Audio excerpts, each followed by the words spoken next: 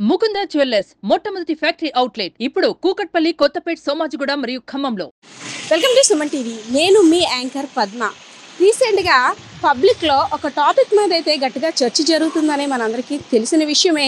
తెలంగాణ తరహాలో హైడ్రా అనే చట్టాన్ని ఇక్కడ కూడా తీసుకొస్తే ఎలా ఉంటుంది, తీసుకురావడం వల్ల ఎవరికి లాభం చేకూరుతుంది, ఎవరు నష్టపోతారు అనే టాపిక్ మీద అయితే గట్టి చర్చ నడుస్తుందనే చెప్పుకోవచ్చు.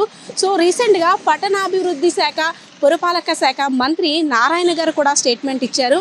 ఆక్రమణను అంతు చూస్తామంటూ ఇచ్చిన స్టేట్మెంట్ ద్వారా చాలామంది ప్రజలైతే హైడ్రా తరహాలో ఇక్కడ వస్తే బాగుంటుంది, లేదంటే ఇక్కడ కూడా చెరువులు కబ్జాకు గురై రీసెంట్గా విజయవాడలో ఏదైతే పరిస్థితి వచ్చిందో మనకు కూడా అలా ఎటువంటి పరిస్థితి వస్తుందని ఒక్కొక్కరు ఒక్కో రకంగా విభిన్న అభిప్రాయాలు అయితే తెలియజేస్తున్నారు. సో ఇక్కడ విజయనగరం జిల్లాలో చూసుకున్నట్టయితే ప్రజల ఒపీనియన్ ఏ విధంగా ఉందో తెలుసుకునే ప్రయత్నం అయితే చేద్దాం, పదండి. సార్ నమస్తే sir, we are from Suman TV sir. Actually రీసెంట్గా విజయవాడలో వరదలు ప్రవాహం చూసాము, చాలా మంది ప్రాణాలు కోల్పోయారు, చాలా మందికి నిలువ నీడ లేకుండా కూడా పోయింది. సో ఈ పరిస్థితులన్నీ చూసిన తర్వాత రీసెంట్గా పట్టణాభివృద్ధి అలాగే పురపాలక శాఖ మంత్రి నారాయణ గారు ఇక్కడ కూడా హైదరాబాద్ తరహాలోనే హైడ్రా చట్టం తీసుకొస్తాము, అక్రమార్కుల అంతు చూస్తాము అంటూ హింట్ ఇచ్చారు. సో అలానే ఇక్కడ కూడా తీసుకొస్తే ఎలా ఉంటుంది సార్? అంటే చెరువులు కబ్జా చేసిన వారిపై చెరువులు తీసుకునే ప్రయత్నం ఎలా ఉంటుందంటారు? ఆయన చెప్పడం చాలా శుభదంగా ఉందండి. ఎందుకంటే ఇక్కడ కూడా హైడ్రా రావాల్సి ఉంది. ఎందుకంటే హైడ్రా అనేది మన ముందు వస్తేనే ఇక్కడ చెరువుల కబ్జాలు కానీ ఈ నాయకులు దోచినది ఇవన్నీ కూడా మనకి ముందుకు వస్తాయి. ఎందుకంటే హైడ్రా అనేది కంపల్సరిగా మన ఆంధ్రప్రదేశ్లో రావాలి అని మేము దృఢంగా కోరుకుంటున్నాం. ఎందుకంటే దీనివల్ల పబ్లిక్లో చాలా మటుకు చెరువులను కబ్జా చేసి ఉన్నారండి అందరూ కలిసి. మరి ఈ కబ్జాలను తీయాలి అనుకుంటే హైదరాబాద్ తరహాలో మనకు కూడా ఇక్కడ హైడ్రా అనేది చాలా అవసరం. దానికి మన నారాయణ గారు నిన్న స్టేట్మెంట్ ఇవ్వడం కూడా మా అందరం కూడా చాలా సంతోషిస్తున్నాం. దీనికి చాలామంది హర్షదాయకంగా ఉంటుందని విన్నపిస్తున్నాం. సో హైడ్రా తరహా చట్టం వస్తే ఏ విధంగా ఉంటుందో ఒక్కొక్కరు ఒక్కో ఆలోచనలతో ఉన్నారు.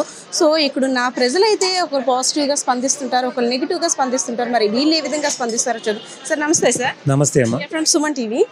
యాక్చువల్లీ అంటే రీసెంట్గా మినిస్టర్ నారాయణ గారు కూడా హైడ్రా తరహాలో చట్టం తీసుకొస్తామంటూ స్టేట్మెంట్ ఇచ్చారు. సో దీనిపై మీ అభిప్రాయం ఏ విధంగా ఉంది? మినిస్టర్ గారు మంచి స్టేట్మెంట్ ఇచ్చారు, కానీ అది అమలు జరిగే వరకు ప్రజలకు కూడా నమ్మకం లేదు. హైడ్రా లాంటి వ్యవస్థ రావాలి ఆంధ్రప్రదేశ్లో అని అందరం కోరుకుంటున్నాం, కానీ దీనికి ఎటువంటి నియమ నిబంధనలు ఏర్పాటు చేయాలి అంటే సామాన్యులకు ఇబ్బందికరం లేనటువంటి హైడ్రా రావాలి. సామాన్యులకు ఇబ్బంది వచ్చినప్పుడు వాళ్ళకి ఎటువంటిది మనం ఆల్టర్నేట్ చేయాలనేది ప్రభుత్వం ముందు ఆలోచన చేయాలి. అసలు సామాన్యులు ఎందుకు అందులోకి వెళ్ళారు, అసలు అక్కడ ఎందుకు ఇరుక్కోబడ్డారు అనే దానికి ముందు ముఖ్య కారణం ఏంటంటే గ్రామాల్లో వ్యవసాయానికి నీరు లేకపోవడం, కబ్జాలకు గురవ్వడం, అక్కడ సాగునీరు దొరకపోవడం వల్ల గ్రామాల్లో ఉన్నటువంటి వ్యవసాయ రైతాంగంతో కూడా పట్టణాలకు వలస వస్తున్నారు.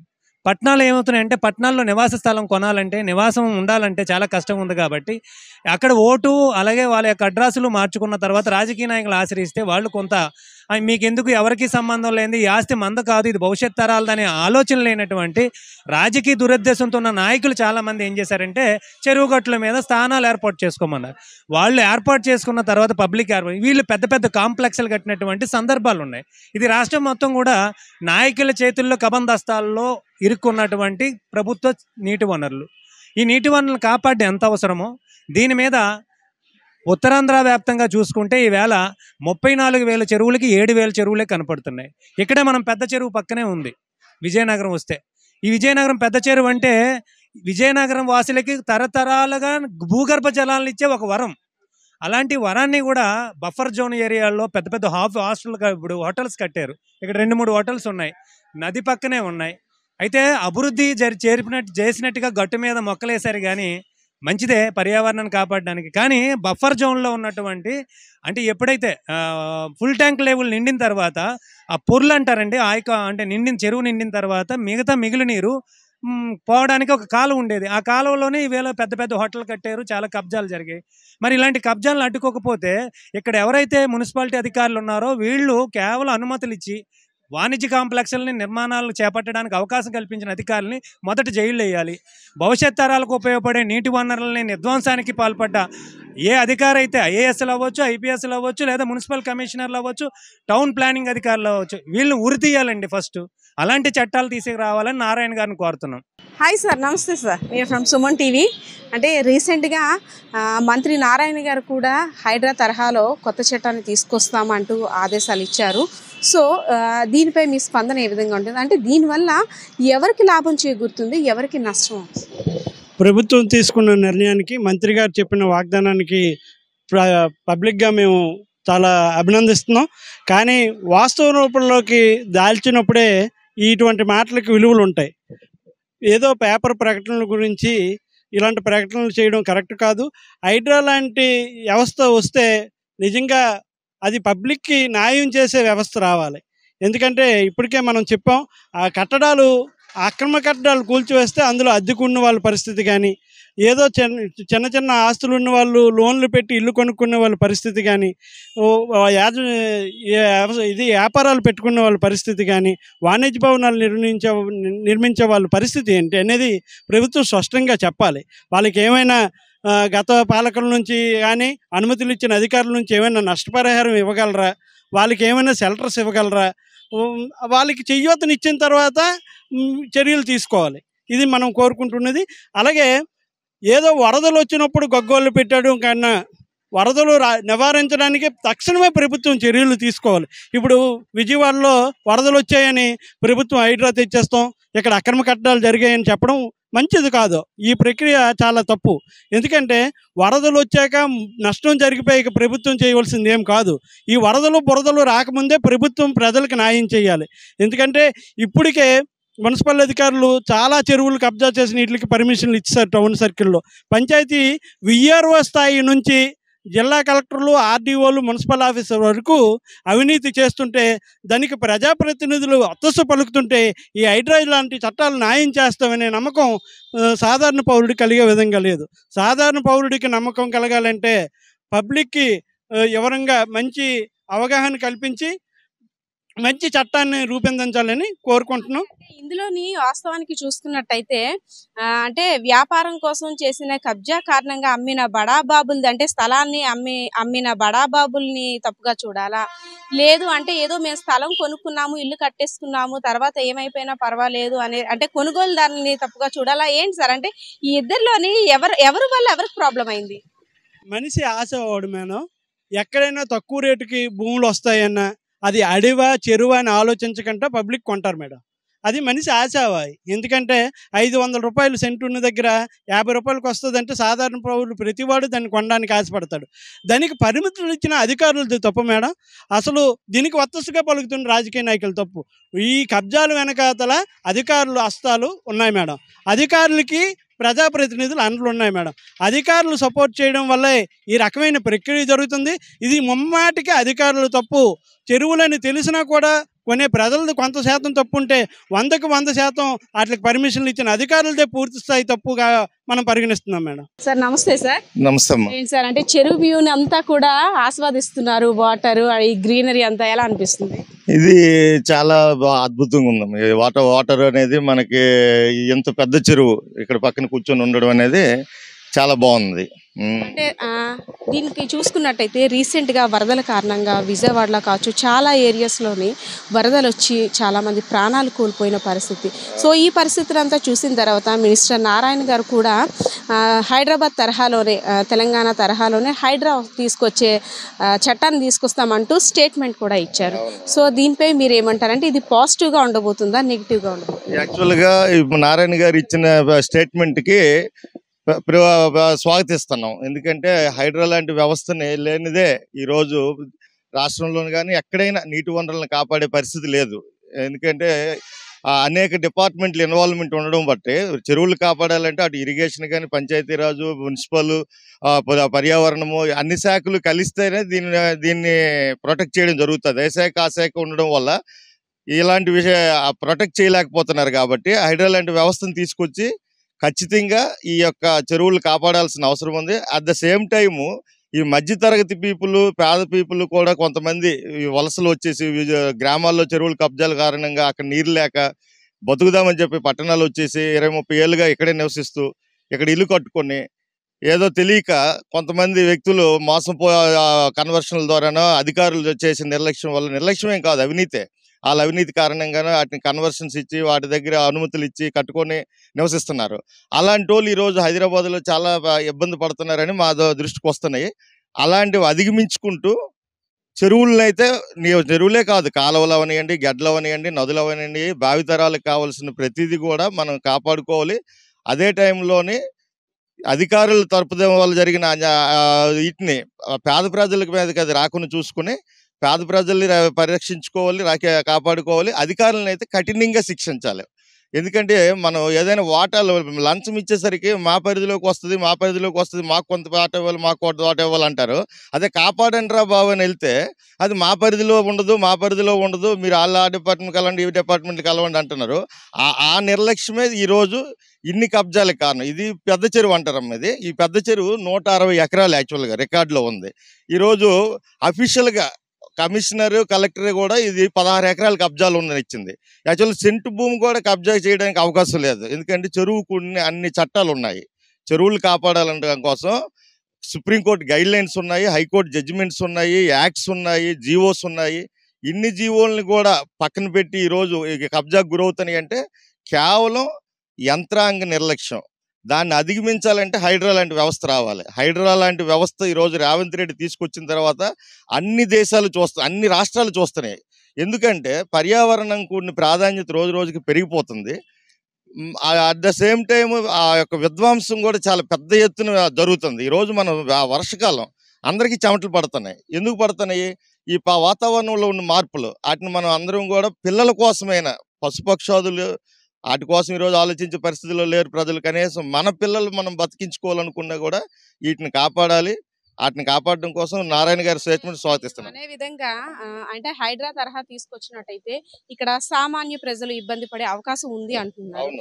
అదే విధంగా అంటే పట్టణాల్లోనే కాదు, పల్లెల్లో చూసుకున్నట్టయితే అన్నదాతలు అంటే రైతన్నలకి వాటర్ సోర్స్ లేక, నీటి వనరులు లేక బోర్లు తవ్వించుకొని ఇంకా వ్యవసాయం దండగా అనే పరిస్థితికి వచ్చేసింది. సో ఇటు కొంతమందికి నష్టం వాటిల్లితే అటు కొంతమందికి లాభం చేకూరే అవకాశాలు ఉందంటారా? అంటే ఇప్పుడు అసలు రైతుకి చెరువు అనేది ఊపిరి. ఆ చెరువుని కప్పిస్తే అసలు యాక్చువల్గా కొంతమంది ఏమనుకునే వాళ్ళంటే చెరువు అంటేనే రైతులకు సంబంధించింది అనుకునే వాళ్ళు. ఈ భూగర్భ జలాలు ఇంకిపోతే మనకు నీళ్ళు ఆగిపోతాయనో, లేదంటే వాతావరణంలో మార్పులు వచ్చి తాగడానికి నీళ్ళు తగ్గిపోతాయని ఎవరు మొదట అనుకోలేదు. చెరువులు అంటేనే రైతులు. అలాంటి రైతులు ఈరోజు రోడ్డును పడాల్సిన పరిస్థితులు వచ్చాయి ఈ యొక్క ఆయకట్టు తగ్గిపోవడం వల్ల. అది యాక్చువల్గా దానికోసమైనా కూడా ఈ చెరువులన్నింటినీ కాపాడాల్సిన అవసరం ఉంది. అక్కడ అసలు నిజంగా అక్కడే మనం నీటి సోర్స్ని మనం ఉంచుంటే ఈరోజు పట్టణాలు ఇన్ని మురికి వాళ్ళు వచ్చేవి కాదు, ఇన్ని వలసలు వచ్చేవి కాదు, ఇంత మంచి మధ్యతరగతి ప్రజలు ఈరోజు ఈ గట్ల మీద అనాథరైజ్డ్ బిల్డింగ్స్లో ఉండాల్సిన అవసరం వచ్చేది కాదు. కాబట్టి మూలాల్లోకి వెళ్ళాలి సమస్యకి. ఆ మూలాల్లోకి వెళ్ళి పరిష్కరించాలంటే కంపల్సరీగా చెరువులు పరిరక్షించాలి. హైడ్రా లాంటి వ్యవస్థనే వీళ్ళు ఒట్టి మాటలే రోజు ఉక్కుపాదం మోపుతాము, లేదంటే తోలు తీస్తాము, కబడ్దారు ఇలాంటి స్టేట్మెంట్ల వల్ల ఉపయోగం లేదు. కార్యాచరణ అనేది ఉండాలి. ఇప్పుడు రేవంత్ రెడ్డి ఎప్పుడు మాట్లాడలేదు చెరువుల మీద. అసెంబ్లీలో తీసుకొచ్చాడు, అసెంబ్లీలోంచి జీవో చేశారు, జీవో చట్టం చేశారు. హైకోర్టు కూడా ఎటువంటి స్టేలు కూడా ఇవ్వలేకపోతుంది దాని మీద. ఎందుకు ఇవ్వలేకపోతుంది అంటే దానికి అంత చట్టబద్ధత కల్పించారు కాబట్టి. ఏముంది ఇప్పుడు ఎక్కడైనా చెరువు మధ్యలో కట్టిన దానికైనా ఎవడో వెళ్ళి తీయాలనుకుని వెళ్తే వెంటనే హైకోర్టుకి వెళ్తే బిల్డింగ్ ఆల్రెడీ కట్టేశారు కాబట్టి దాని మీద మీరు అక్కడ ప్రజెంట్ అయితే ఎట్టి చేయొద్దు అనే పరిస్థితులు ఎన్నో మనం చూసాం. ఆ పరిస్థితులు రాకుండా ఈ జీవోని అమలు చేయాల్సిన అవసరం ఉంది. తర్వాత ఏంటంటే ఈరోజు వనరుల విషయంలోనే వ్యక్తిగతంగా ఎవరు ఇందులో లాస్ అవ్వరు కాబట్టి, వీటిని పట్టించుకునే పరిస్థితులు ఉండవు కాబట్టి సుప్రీంకోర్టు, హైకోర్టు, గవర్నరు, రాష్ట్రపతి ఇలాంటి రాజ్యాంగ వ్యవస్థలు బాధ్యత తీసుకొని వీటిని సుమోటోగా స్వీకరించి మరింత వీటి మీద చర్యలు చేపట్టి, ఎందుకంటే సామాన్యులు ఎవరి పాదల్లో వాళ్ళు ఉంటారు, ఉద్యోగస్తులు ఎవరి పనుల మీద వాళ్ళు ఉంటారు, రైతులు ఎవరు బతుకు తెరువు మీద వాళ్ళు ఉంటారు. అలాంటి వీటి మీద కాబట్టి ఈ కబ్జాదారులకి వెసులుబాటు అయిపోతుంది అనమాట. వాళ్ళు విచ్చలవిడిగా ధ్వంసం చేయడానికి వాళ్ళకి ఒక వేదిక దొరుకుతుంది. పనులు మానుకొని చేసే పరిస్థితులు ఎవరికి ఉండవు కాబట్టి ఎవరో కొన్ని సంస్థలు ఉన్నాయి. ఈ రాష్ట్రంలో ఉత్తరాంధ్ర చెరువుల పరిరక్షణ సమితి అని ఒకటి ఉంది. వాళ్ళ సొంత డబ్బులతో కొంతవరకు చేస్తున్నారు. అయినా కూడా అవి సరిపోవు. సుప్రీంకోర్టు, హైకోర్టు, రాష్ట్రపతి, గవర్నర్ ఇలాంటి వ్యక్తులు, ఎందుకంటే వాళ్ళకి పొలిటికల్ పార్టీస్తో సంబంధం ఉండదు, అలాంటి వ్యక్తులు వచ్చి వీటిని కాపాడడానికి ముందుకు రావాల్సిన అవసరం ఉంది. ఆ రకంగా గుర్తిస్తారని చెప్పి నేను మీ సుమన్ టావీ ద్వారా నేను వాళ్ళకి అప్పీల్ చేస్తానండి నేను. చూస్తున్నారు కదా, హైడ్రా తరహా చట్టం వస్తే ఒక్కొక్కరిది ఒక్కో అభిప్రాయం. సో చాలా మంది కూడా ఒక్కొక్క ఆలోచనతో ఉన్నారు. ఎవరు ఇబ్బంది పడతారు, ఎవరికి లాభం చేకూరుతుంది, ఎవరికి నష్టం చేకూరుతుంది అని. సో ఇక్కడ కామన్ మ్యాన్ కూడా ఉన్నారు. సార్ నమస్తే sir, we are from Suman TV. అంటే రీసెంట్గా వచ్చిన వరదల్ని చూసాము, ఎంతో ప్రాణ నష్టం, ఎంతో ఆస్తి నష్టం. సో ఇవన్నీ తిరిగి మళ్ళీ రిపీట్ అవ్వకుండా ఉండాలంటే తెలంగాణ ప్రభుత్వం తీసుకొచ్చినట్టుగా హైడ్రా అనే కొత్త చట్టాన్ని తీసుకొస్తే ఎవరైతే చెరువుల్ని ఆక్రమిస్తున్నారో వాళ్ళందరికీ కూడా బుద్ధి చెప్పే విధంగా ఉంటుందని రీసెంట్గా మంత్రి నారాయణరావు గారు కూడా అనౌన్స్ చేశారు, స్టేట్మెంట్ ఇచ్చారు. సో దీనిపై మీ అభిప్రాయం ఏంటి సార్? మంచిదేనండి. హైడ్రా లాంటి చట్టం కనుక వచ్చినట్టయితే డెఫినెట్గా స్వాగతించాల్సిన అవసరం అయితే ఆంధ్రప్రదేశ్కి ఉందండి. దాంతోపాటు ఇబ్బందులు కూడా ఉన్నాయని నేను భావిస్తున్నానండి. ఏంటో ఇబ్బందులు అంటే, మాలాంటి సామాన్యుడు ఒక అపార్ట్మెంట్లో ఒక ఇల్లు కొనుక్కుంటే అది కబ్జాల్లో ఉందని చెప్పేసి తర్వాత తెలిస్తే అందులో మరి మా పరిస్థితి ఏంటి? మమ్మల్ని ఎవరు గుర్తిస్తారు? అంటే మేము కొనుక్కునే ఫ్లాట్ తాలూకా డబ్బులు ఇవన్నీ ఎవరు రికవర్ చేస్తారు? ఇలాంటి ప్రాబ్లం వస్తుందేమోనని నేనైతే అనుకుంటున్నానండి. దీనికి నేను అంటే పర్సనల్గా నేను ఆలోచించేది ఏంటంటే, తప్పకుండా అధికారుల తప్పిదం అనేది ఒకటి ఉంటుంది కదండి అక్కడ ఇచ్చేది.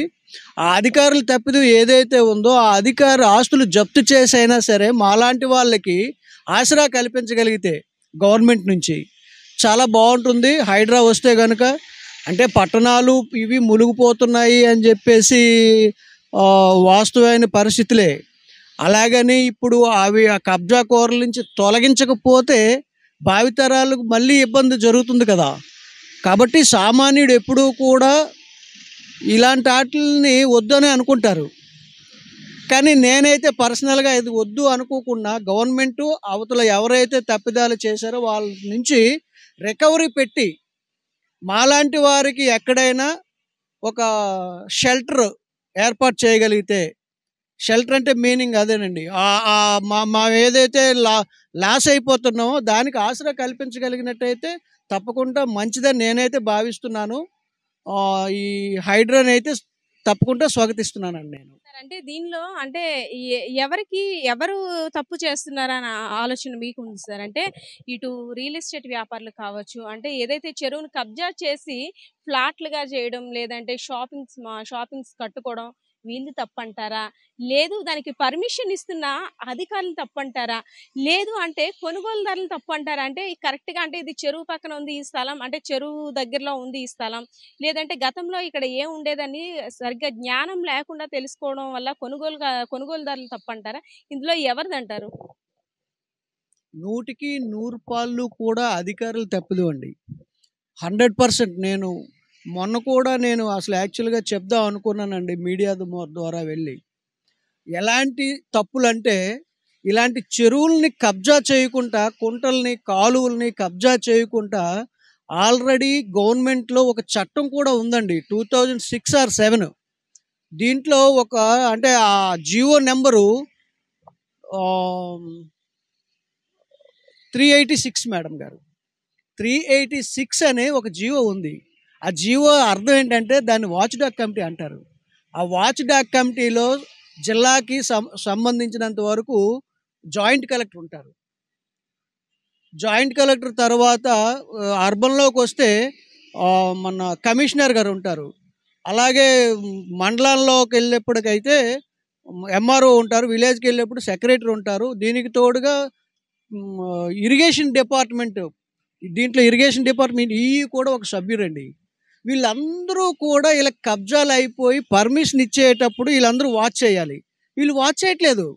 మరి అసలు ఏం జరుగుతుంది? ఇది తప్పా కాదా? ఇది డెఫినెట్గా నా ఉద్దేశం అయితే కనుక అధికారులు తప్పిదం అయితే 100కి 100% అధికారులు తప్పిదం. ఒక్క అధికారిని కూడా ఇంతవరకు శిక్షించి సస్పెండ్ చేసిన దాఖలాలు ఎక్కడ కనిపించలేదు. నిజంగా ఒక అధికారిని ఇలాగా సస్పెండ్ చేసి రిమూవ్ చేయగలిగితే ఇలాంటి చెరువులు ఇంకెన్నో కాపాడుకోవచ్చు మనం. కాబట్టి తప్పకుండా ఇందులో నా ఉద్దేశం అయితే అధికారులు తప్పిదమే ఉందండి. అధికారులు ఇప్పుడు అప్రూవల్ ఇచ్చారు అనుకోండి, లేఅవుట్ వేస్తాడండి, ఒక అధికారి అప్రూవల్ ఇచ్చాడు అంటే నాలాంటి సామాన్యుడు ఇది డెఫినెట్గా మంచి భూమి, ఇది డెఫినెట్గా మంచి ల్యాండ్, ఇది డెఫినెట్గా మంచి ఫ్లాటు. ఎందుకంటే అక్కడ అప్రూవల్ ఇచ్చింది గవర్నమెంట్ తరపున ఉన్నతాధికారి ఇచ్చాడు కాబట్టి నేను నమ్ముతాను. నిజంగా ఇది మంచి భూమి లేకపోతే ఇది మంచి ఫ్లాట్ అని నేను నమ్ముతాను నేను. కాబట్టి కొంటాను నేను. కానీ అక్కడ జరిగింది నాకు తెలియదు కదా. సో నేను అధికారులను నమ్మి కొన్నాను, నేను లాస్ అయిపోయాను. నేను ఎవరిని ప్రాసిక్యూట్ చేయాలి ఇప్పుడు? కాబట్టి తప్పకుండా అధికారులు తప్పిదం అయితే ఉందండి, అధికారులు శిక్షించాల్సిందే. హైడ్రా తరహా కానీ ఇక్కడ కూడా వచ్చినట్టయితే ఎవరు ఇబ్బంది పడతారు, ఎవరికి నష్టం వాటిల్తుందో పబ్లిక్ అయితే ఒక మంచి ఒపీనియన్ ఉందనే చెప్పుకోవచ్చు. నిజమే, వాస్తవమే. రీసెంట్గా జరిగిన వరదలను చూస్తున్నట్టయితే ప్రతి ఏరియాలో కూడా అమ్మో చెరువులను కబ్జా చేస్తే ఈ విధంగా వరదలు వస్తే మా పరిస్థితి ఏంటని ఆలోచింపజేసేలా ఉంది. సో మీరైతే చూసారుగా ఇక్కడున్న పబ్లిక్ ఒపీనియన్. సో మీ ఒపీనియన్ కూడా కామెంట్ సెక్షన్లో కామెంట్ చేయండి. Camera person Srinivas, Padma, Suman TV, Vizianagaram.